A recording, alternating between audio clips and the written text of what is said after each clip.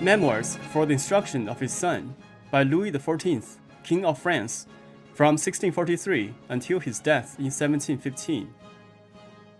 My son, many compelling reasons have led me, under the weight of my heaviest responsibilities, to make the considerable effort of leaving you these memoirs of my reign and of my principal actions.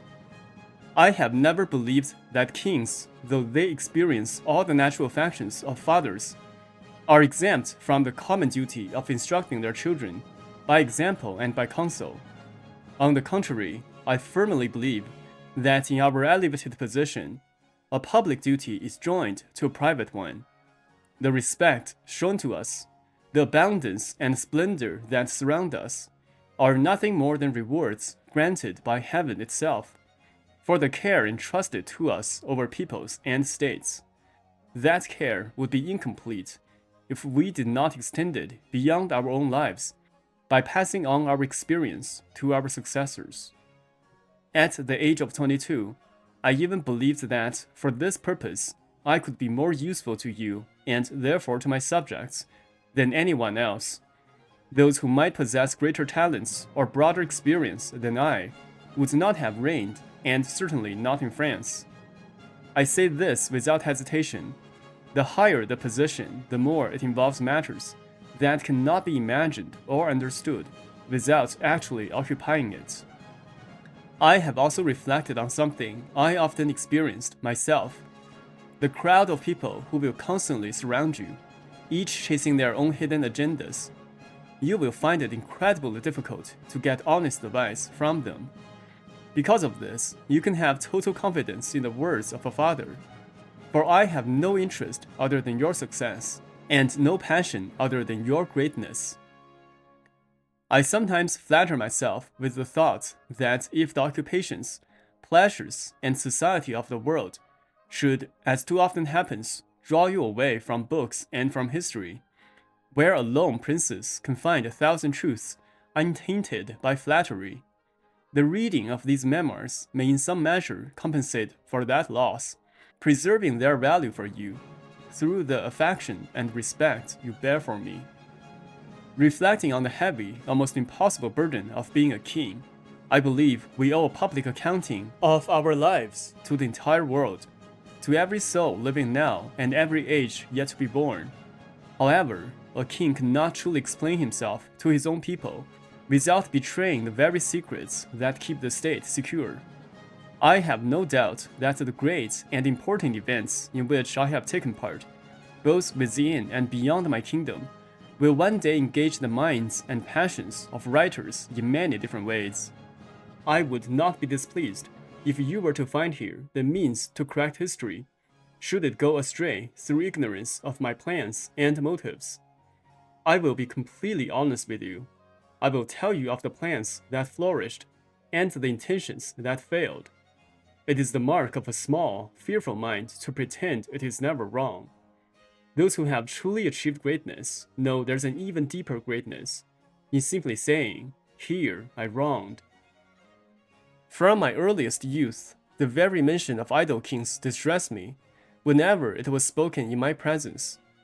But circumstances must be recalled. Grave disorders throughout the kingdom, both before and after my coming of age. A foreign war in which these internal troubles had cost France countless advantages. A prince of my own blood and great renown leading the enemy. The state riddled with conspiracies. I myself was still very young, only 10 years old in 1648.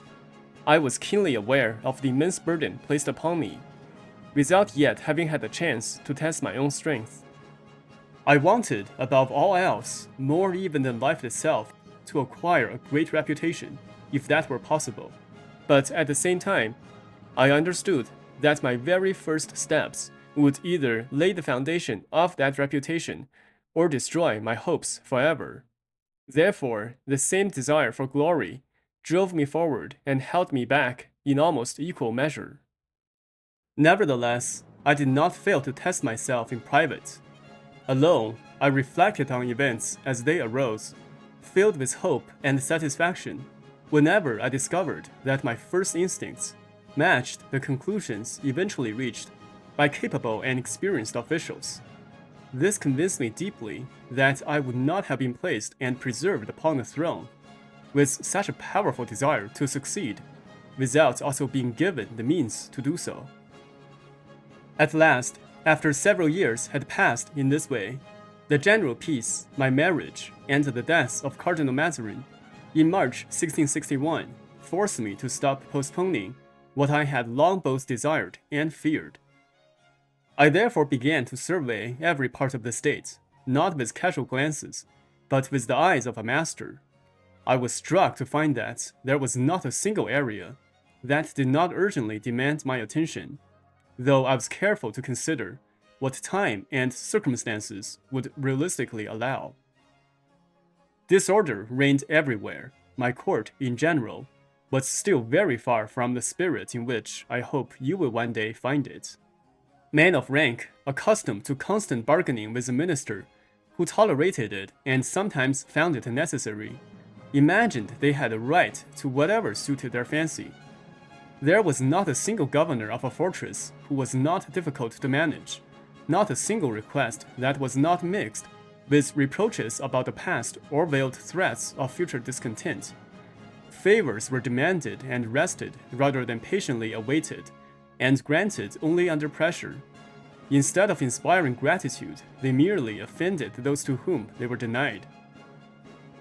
The finances which set in motion and sustained the entire body of the monarchy were so depleted that there seemed scarcely any remedy left. Many of the most necessary and urgent expenses for my household, and even for my own person, were either shamefully delayed or met only through borrowing, to be settled at some later date. Meanwhile, wealth flourished among the financiers, who on the one hand concealed their abuses through every kind of deceit, and on the other, openly displayed them through insolent and ostentatious luxury, as if they wished to ensure that I could not possibly remain ignorant of their conduct. The Church, in addition to its ordinary difficulties, found itself, after long disputes over scholastic questions, admittedly unnecessary to salvation, disputes that grew more heated each day through the excitement and obstinacy of minds, and that became continually entangled with new human interests, openly threatened at last with a total rupture. Even my own royal council, instead of regulating the other jurisdictions, too often added to the confusion through an incredible multitude of contradictory decisions, all rendered in my name, and as though proceeding directly from me, which made the disorder all the more embarrassing. All these evils, or rather their consequences and effects, fell most heavily upon the lower classes. Already burdened with taxes and reduced to extreme poverty in many places, unsettled in others by idleness brought on by peace, they were above all in need of relief and of employment. Facing so many difficulties, some of which appeared almost insurmountable, 3 reflections nevertheless gave me courage. The first was that, in matters of this kind, since kings are men and must govern men, they can never attain perfection, which lies far beyond the limits of human power. But this impossibility is a poor excuse for doing nothing of what can be done, or for ceasing to press forward, for such efforts are never without both usefulness and glory.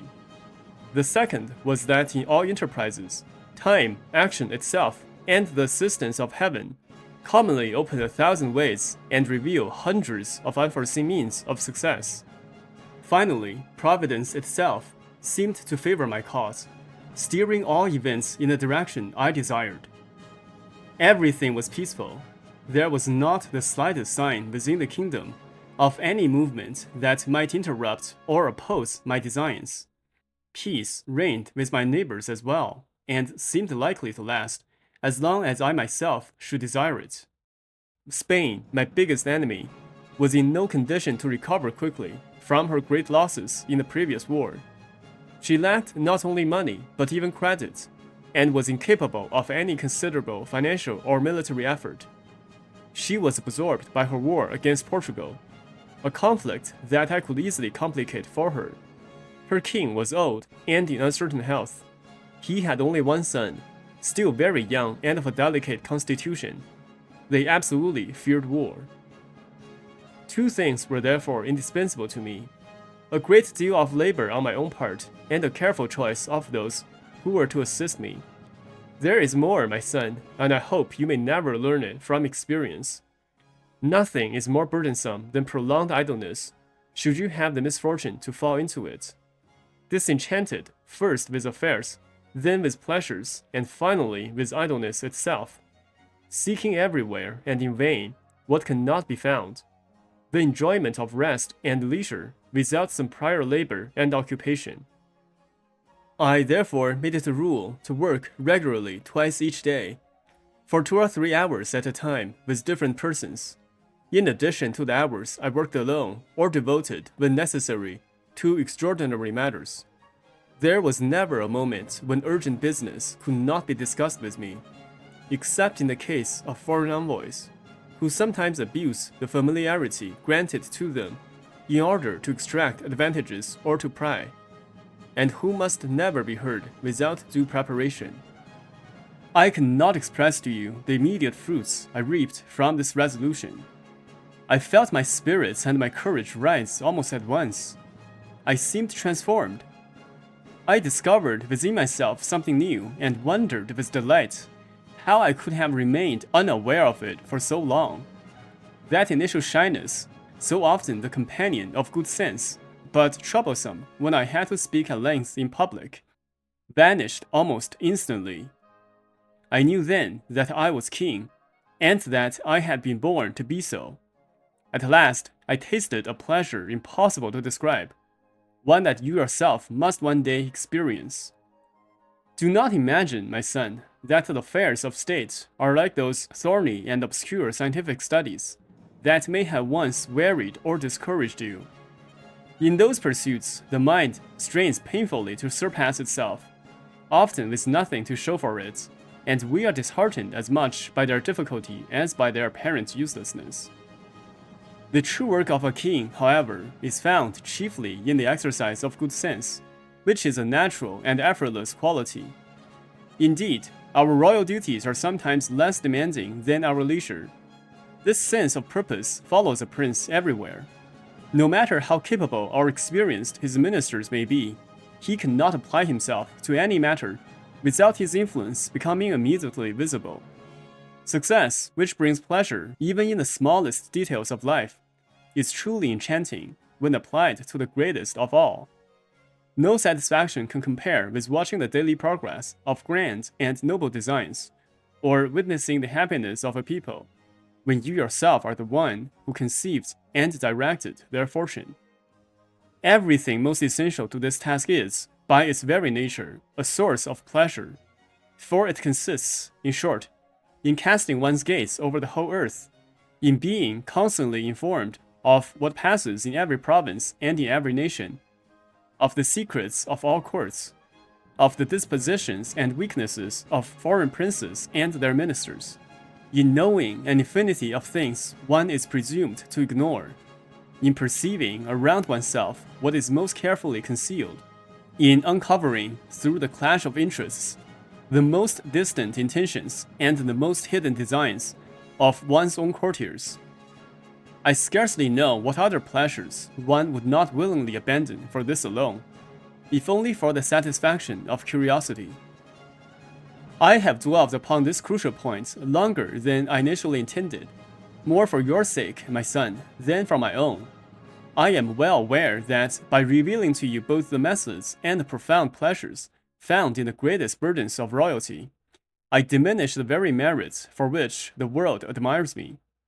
By showing you how easy and enjoyable these tasks can be, I lessen the appearance of my own sacrifice. But your honor is far dearer to me than my own reputation. If it should be God's will that you take the throne before you have mastered this spirit of diligence and focus, the very least respect you can show to the counsel of a father is this: undertake these duties. At first and for a time, even if by force of will and with great distaste. I implore you to do this for my sake, for I promise you that what you begin as a chore, you will eventually perform for the rest of your life with a willing heart, for your own sake, once the true nature of the work takes hold of you. Following the death of Cardinal Mazarin, I have occupied my every waking hour contemplating the work ahead. Although I had been observing the situation more closely than ever during his long illness and the period preceding it, I resolved not to intervene in the details until I had received separate, private reports from each of his collaborators.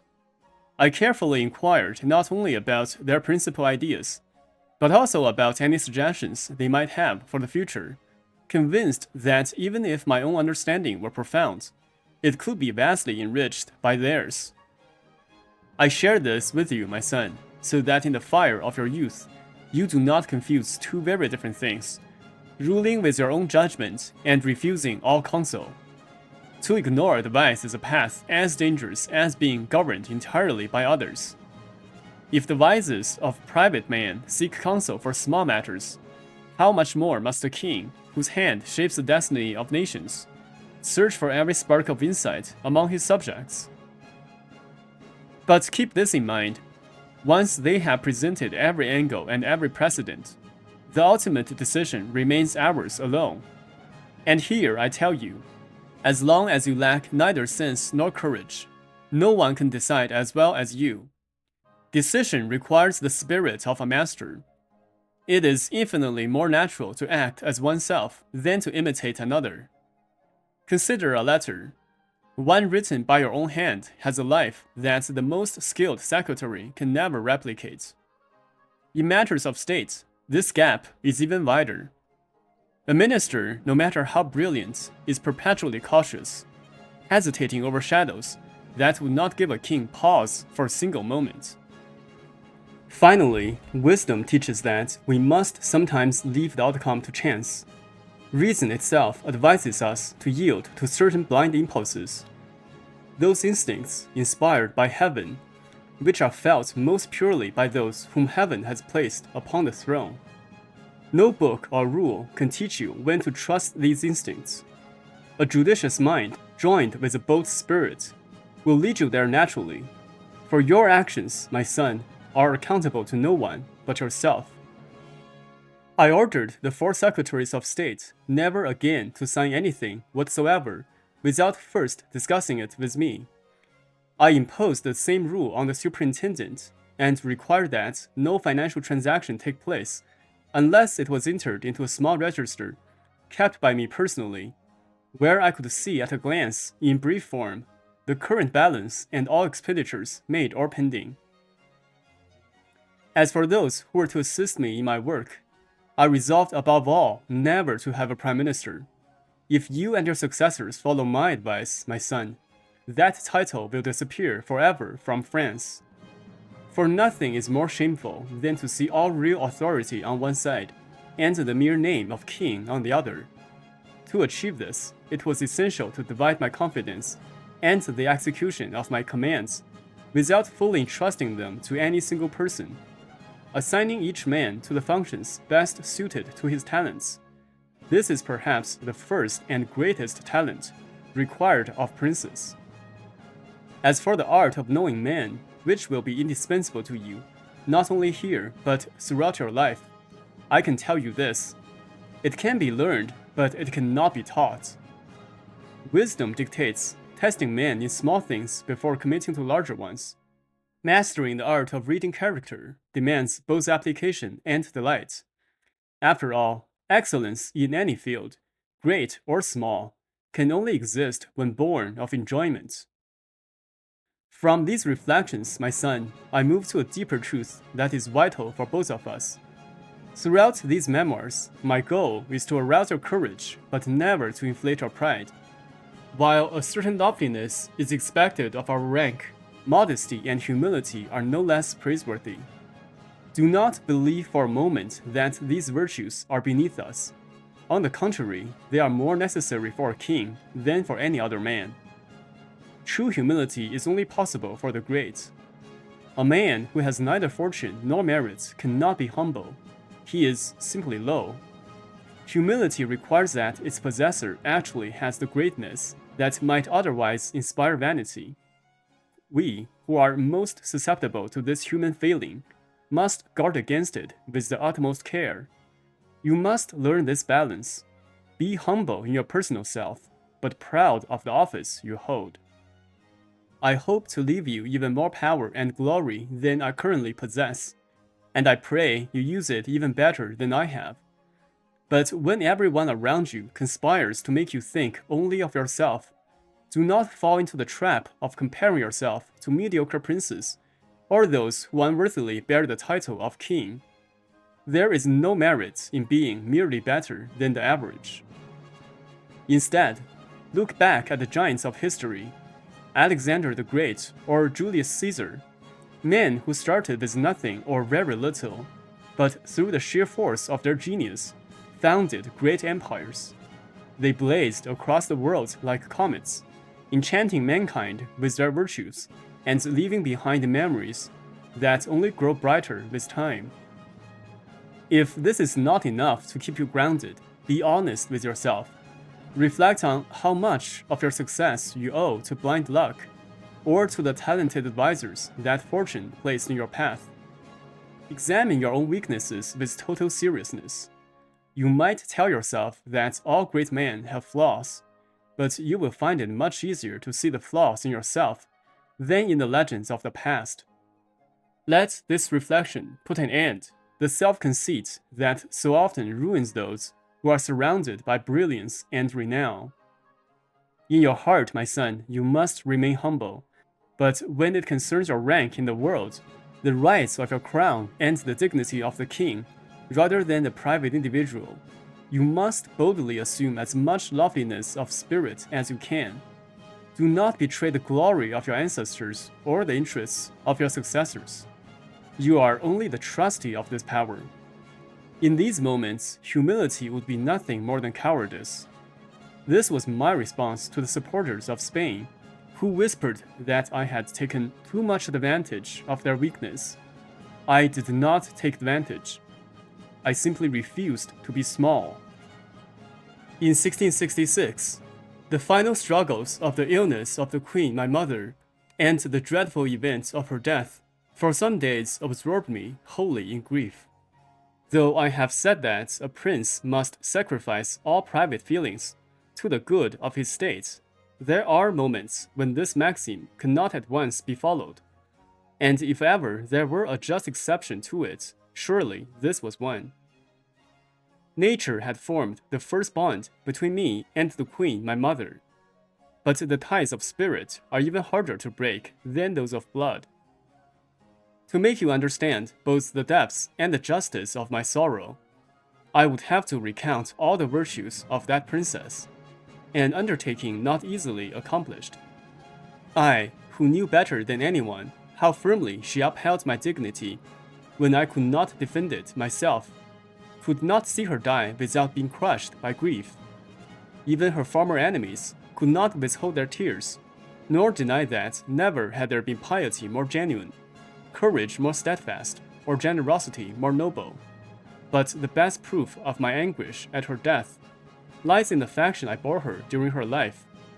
The respect I always paid her was no mere formality, no gesture of duty.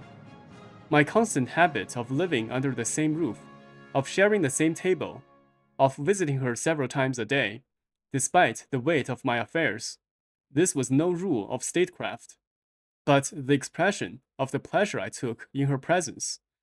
For indeed, her voluntary renunciation of sovereign power had made it clear that I had nothing to fear from her ambition, and thus my devotion to her was wholly sincere, unguarded, and filial.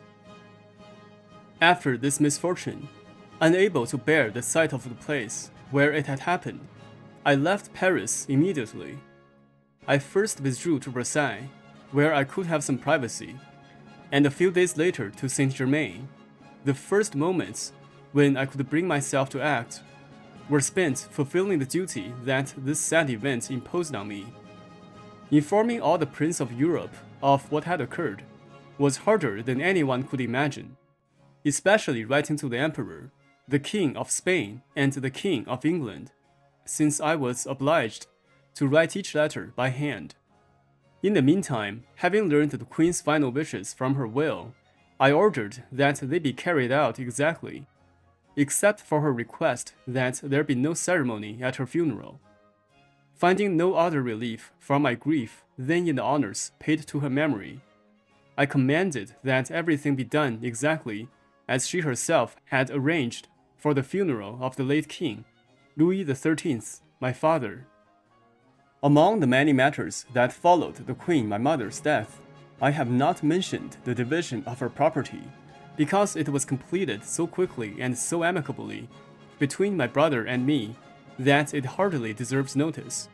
But I should perhaps mention one conversation we had, in the depths of our shared sorrow, which is worth recalling for the sincere expression of affection we exchanged.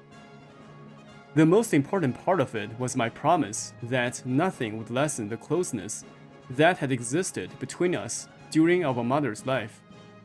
I even assured him that I intended to extend that affection to his children, that his son would be educated under the same governor and tutor as you, and that he would always find me as devoted to his rightful interests as to my own. The moment I spoke those words, and the tone in which I spoke them, could leave no doubt that they came purely from affection.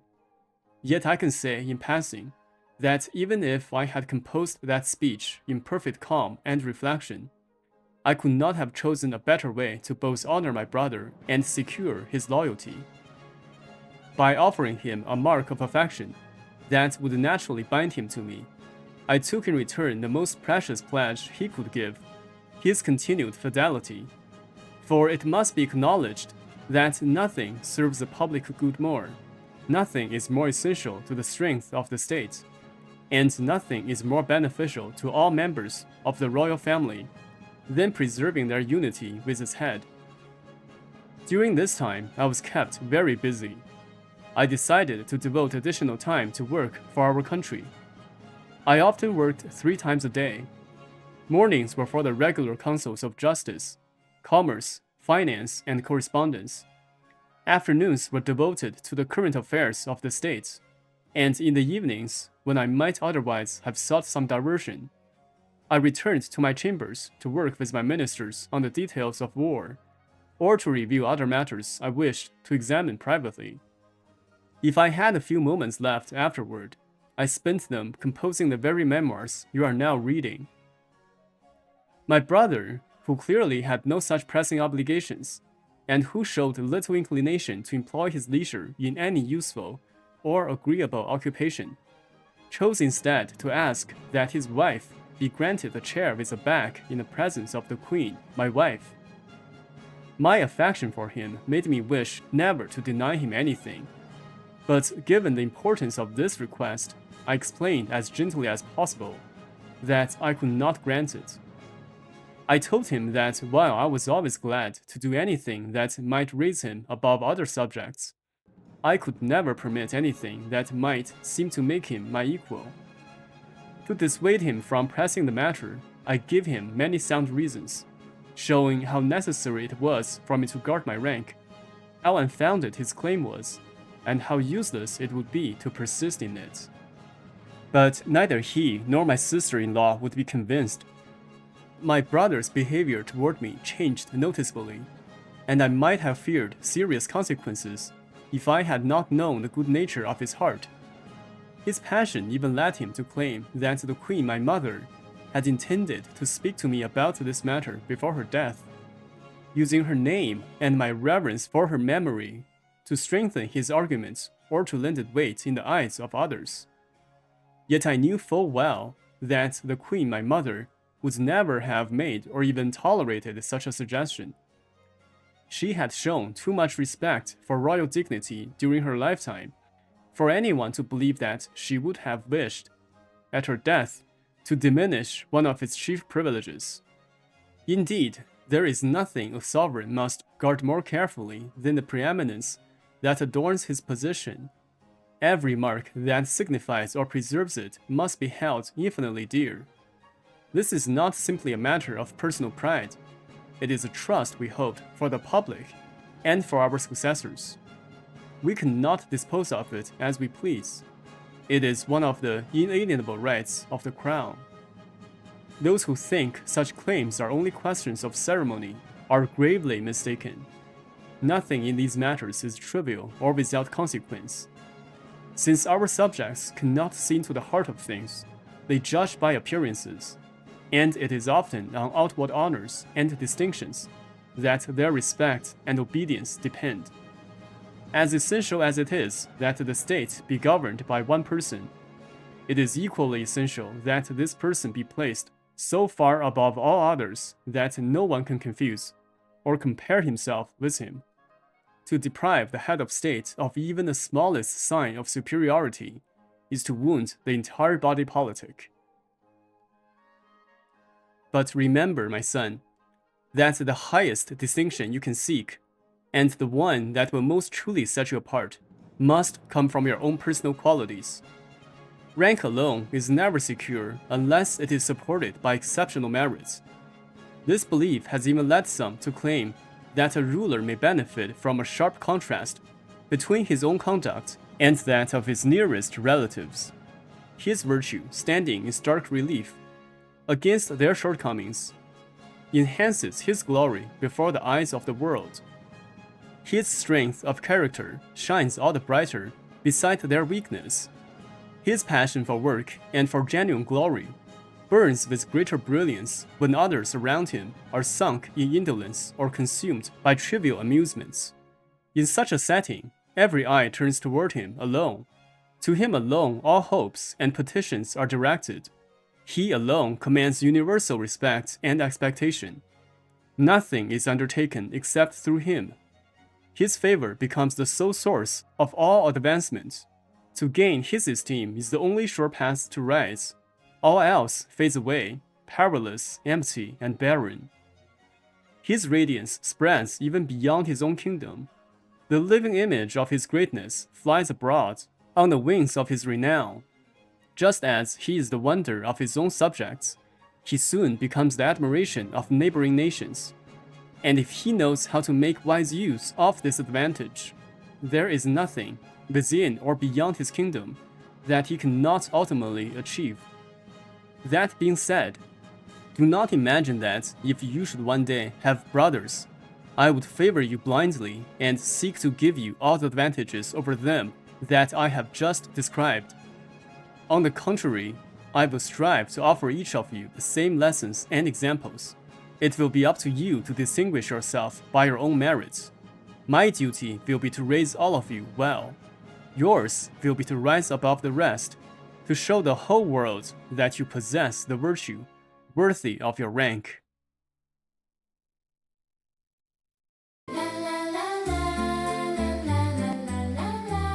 Hello everyone, welcome to Little Heart Story. I'm your host, Kevin. To be honest, I didn't even know Louis XIV had written memoirs until last year. Everyone knows about the Sun King and his palace of Versailles, just not his book. What a surprise, right? I only stumbled upon them while I was looking for another book, but the second I started reading, I fell in love with them completely.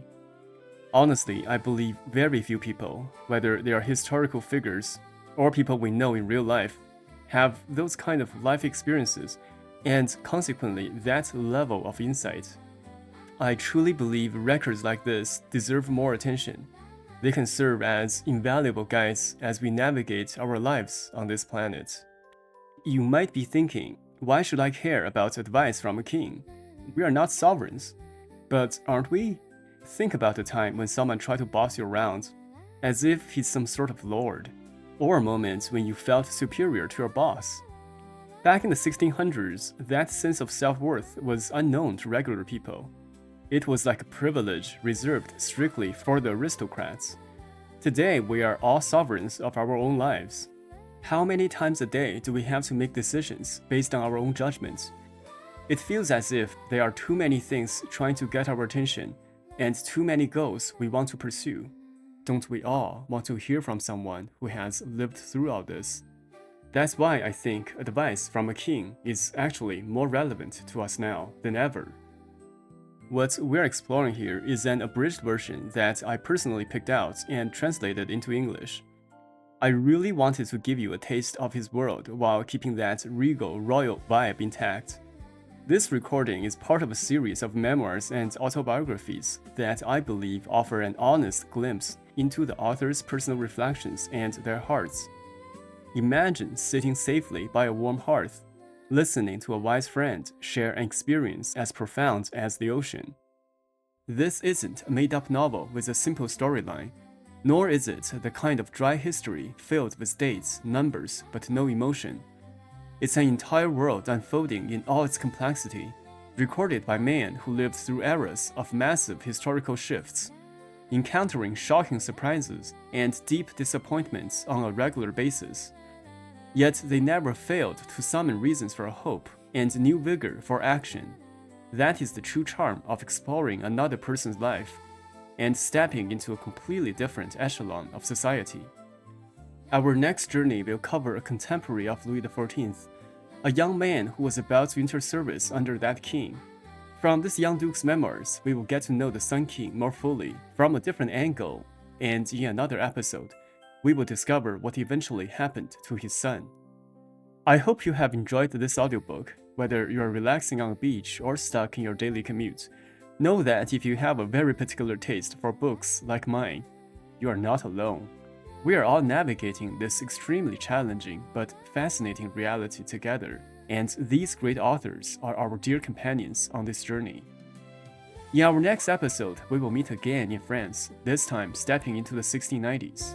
I will see you then.